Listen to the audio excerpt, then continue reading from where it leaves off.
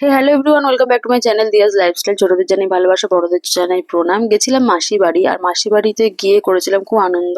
কারণ অনেকদিন পরে যখন নিজের মানুষদের সাথে দেখা হয়, সবাই যখন এক জায়গায় হয়, ভীষণ ভীষণ আনন্দ হয়। ভাই বোনেরা যখন সবাই এক জায়গায় হয়।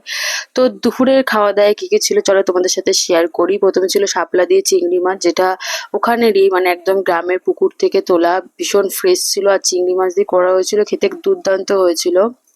তারপরে খাওয়া হয়েছিল খারকন পাতা বাটা, যেটা মাসি বাড়ি গেলে মানে মাস্ট। মাসি ভীষণ ভালো বানায় খাবারটা, আর খেতে ঝাল ঝাল হলেও ভীষণ ভালো হয় খেতে। তো আমরা ওটাকে এনজয় করেছিলাম। তার সাথে খেয়েছিলাম উম চাল কুমড়ো পাতার বড়া, যেটা মাসি বাড়ির গাছ থেকে পাড়া হয়েছিল। ভীষণ ভালো খেতে, ভীষণ ফ্রেশ, যেগুলো সচরাচর এখানে পাওয়া যায় না। তারপর খেয়েছিলাম শাপলারই যে ডাঁটা তার বড়া, যেটা এগেন মানে ভীষণ ফ্রেশ ছিল।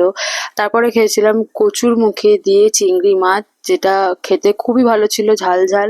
তারপরে খেয়েছিলাম রুই মাছ দিয়ে, রুই মাছটা ঝাল ঝাল করেছিল। রুই মাছের ঝালটা খেতে হয়েছিল দুর্দান্ত, কারণ রুই মাছটা ছিল ভীষণ ফ্রেশ। আর বন্ধুরা, যে ফ্রেশনেসটা আমাদের মানে গ্রামে গঞ্জে পাওয়া যায়, সেটা আবার শহরে পাওয়া যায় না, কারণ অনেক দিন পর পর এখানে জিনিস ডেলিভার করা হয়। তো তারপরেই ছিল বাটা মাছের ঝোল। বাটা মাছটা একদম জ্যান্ত মাছের মানে তরকারি ছিল, যেটা মানে খেতে খুবই ভালো হয়েছিল।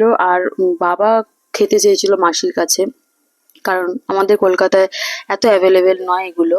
তো তার সাথে সাথেই ছিল দেশি মুরগির ঝোল, যেটা খেতে অপূর্ব হয়েছিল, যেটা মা বানিয়েছিল। কারণ আমার বোন আমার মায়ের হাতে খেতে খুব ভালোবাসে।